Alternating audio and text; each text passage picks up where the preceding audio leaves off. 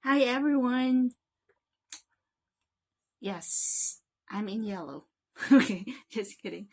All right, so since it's election time again, yes. And okay, or explain the jobs, okay, the qualifications, the powers of these positions that we are trying to put into position. Yes, and that's gonna be next year, May 2022. Yeah, so after the filing of candidacy or yeah, COC, surely mag-start na ang kampanya or campaign. So I just came up with want to share my knowledge about about this that many Filipinos are not really aware of, especially those who are just voting without knowing ano bang trabaho ng, for example, president, vice president, senators, and so on and so forth. So let me start with the president. Yeah, since this is the highest position that we are going to elect. Okay, so and why are there many people who would like to become president of the country or especially here in the Philippines? Yeah, so let's start with the president. Okay, and of course, who is our current president now? It's President Duterte, right? Okay, so let's start with the term of office of a president. Okay, a president is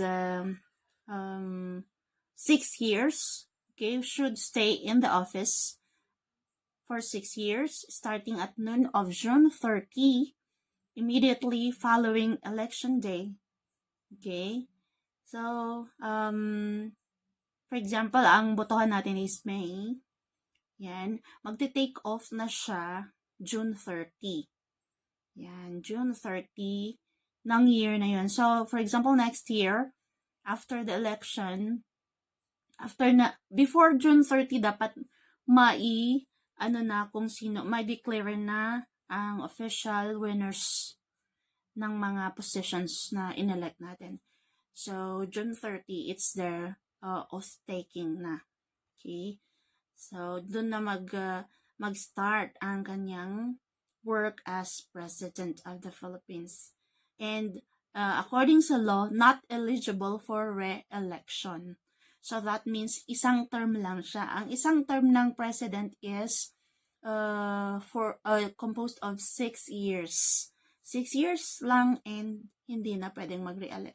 Pwede siyang mag-run ng other positions lower than president. So yun lang ang pwede. Okay? And what are the qualifications of a president? Yan. First, natural-born Filipino. Natural-born, meaning pinanganak siya as Filipino. Okay? Registered voter siya ng Philippines, of course. Able to read and write. Nakakabasa and nakakasulat. 40 years old by the day of election. Okay? For example, ang election natin is May. Yeah, our election is on May. Before election day, dapat 40 years old na siya. Itong magra-run, kung sino man ang mga gustong mag-run na president. Resident of the Philippines for 10 years before election. Yan. Straight na 10 years dapat siyang resident dito sa Pilipinas. Okay? So, yung mga Filipino na taga-abroad, kahit pa dual citizen sila, kung hindi sila nagstay sa Philippines ng straight 10 years, hindi sila pwedeng maiboto or they're not qualified. Must not have succeeded as president and held that office for more than 4 years. Okay, yung katulad sa sitwasyon noon ni Estrada tsaka ni Gloria. Yan, 'di ba? Tinake over ni Gloria ang pagka-president ni Estrada. So, I think 3 years ganun. Yan. So in her case naman, 3 years old, she was qualified to become the next president. So, yun. qualifications niya.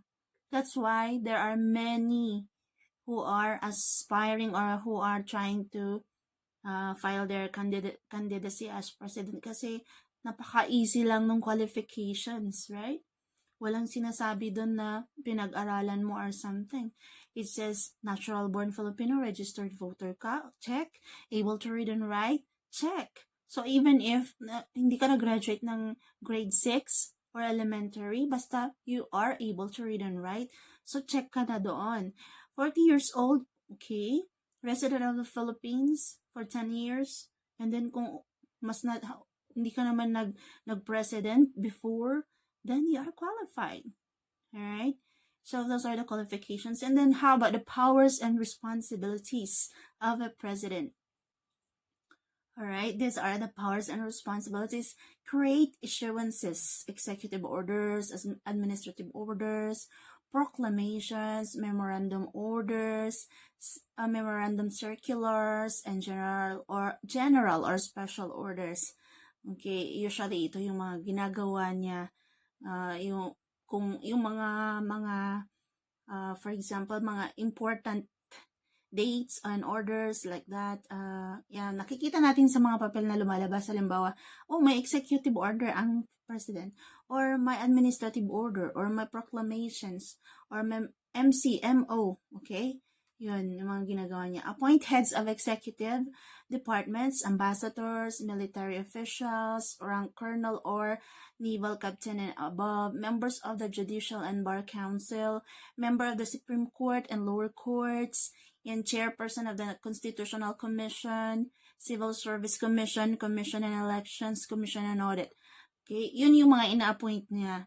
Okay, so for example, sa mga agencies, yan, agencies ng country natin, siya ang nag-a-appoint ng mga secretaries, ganyan, mga cabinet members, siya ang nag-a-appoint. Okay, it by virtue of my blah blah blah and so on and so forth. Yan, may seal ng Office of the President ang appointment. Yan, so appoint undersecretaries and assistant secretaries of executive departments upon the nomination of the secretary of each department. Okay, asan ba ang executive department? Under ng president. Lahat ng offices na nag-under sa office of the president, those are part of the executive department.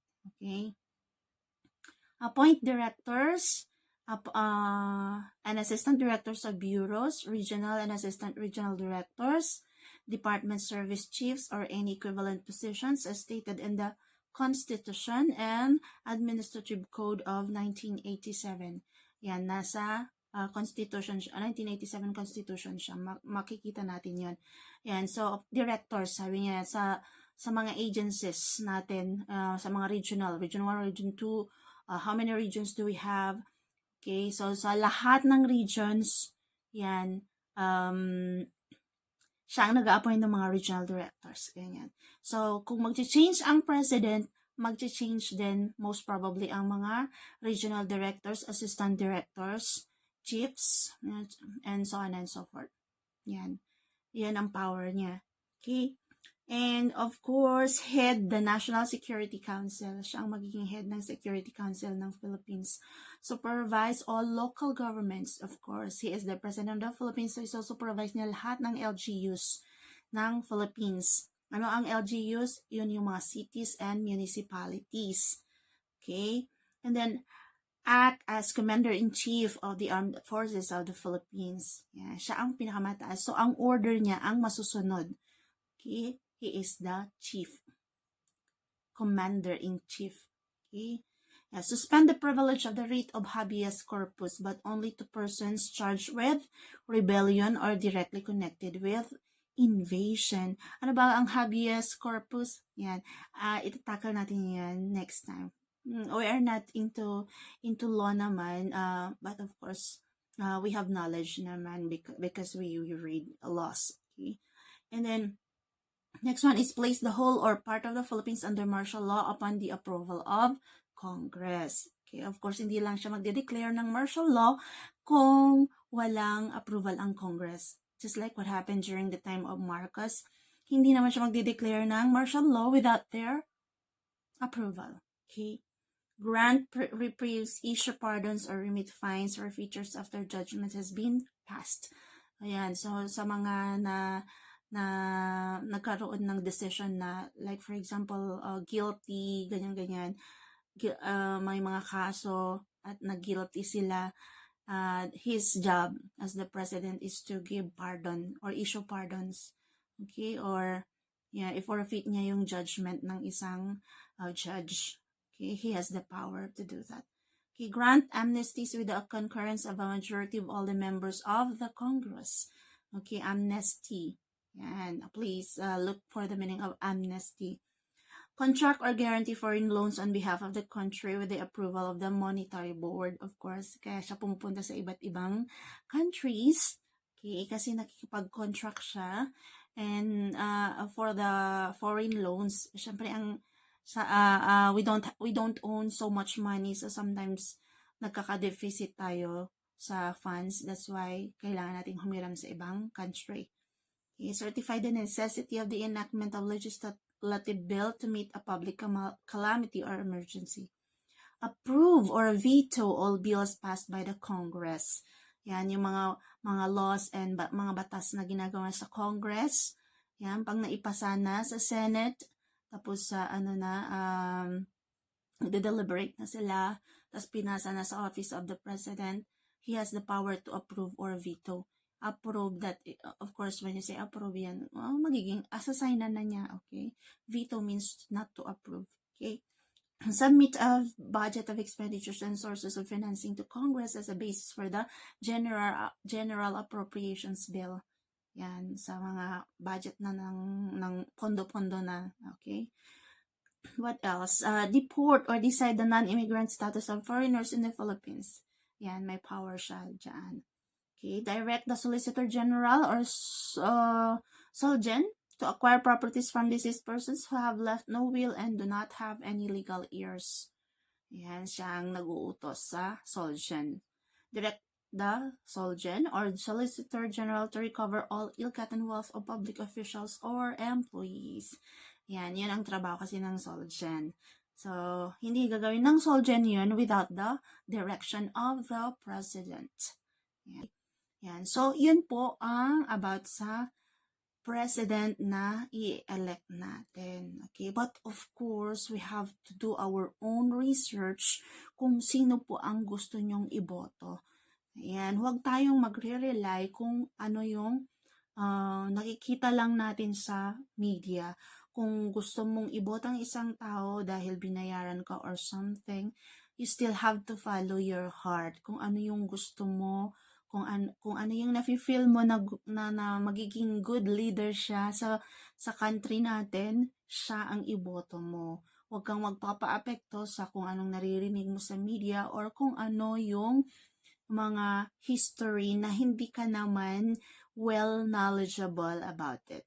So, you have to follow your heart when you vote. Ako ganun ako lagi. I've been voting since I was 18 years old. And how old am I now? Secret. Okay. So, yun po ang qualifications ng isang president. So, next time I'm gonna be talking about the qualifications of the vice president. That's all for today. Thank you so much for those who are watching my videos.